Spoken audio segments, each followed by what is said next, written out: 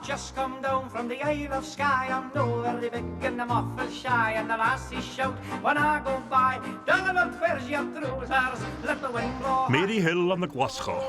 Wat een keer blieme, waar Gaelic water on the hill. Blues parent and Ewen Bain and show as een sgeulachd. Donald, where's your trousers?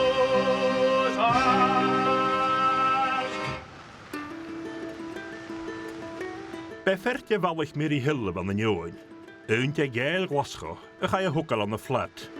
Agus a gas, go wie chruthaich. Agus glé even. Agus get the va heen a Gael, vi geri spors. Joe spors, munne gaes.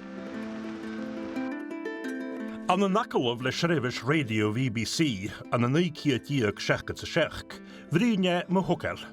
Vrostig ne kuinige nekke en jachjawen an niet kloot. Ha mi jalvig behe Ewen Bain as a sgeulachd a heen. Geharing mar gré sgeulachd Eòghann agus rudgan de meiscathe de Ewen Bain agus Angus og. An Mary Hill ruke me. Straat week sé tilistrit nerm ver straat agus ga me so schachat er herstraat chum mies na garage agus han hoyas ruke me han kaler raakal je.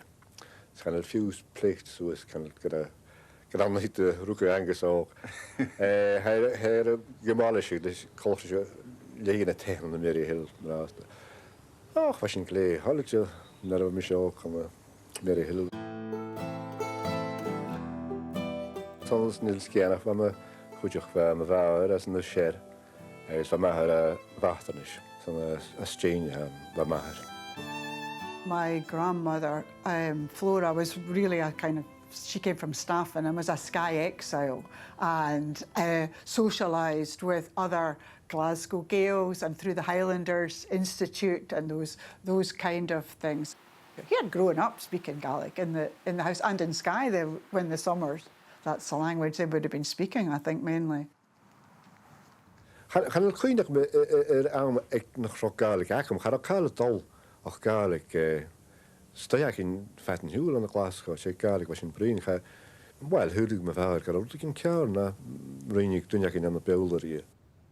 Best just when you go, you look maar me heen. We kort back in de Glasgow. Van kriaken is niet aan sgeulachd. Cùlaibh dal in the Glasgow, cùlaibh Gael, I guess, in the societies in Glasgow. Who live leon, I guess, who live shacking in the Gael, but the chruthaich is on eileanach. I guess, but cùlaibh Gaelic dal in Glasgow Norsen.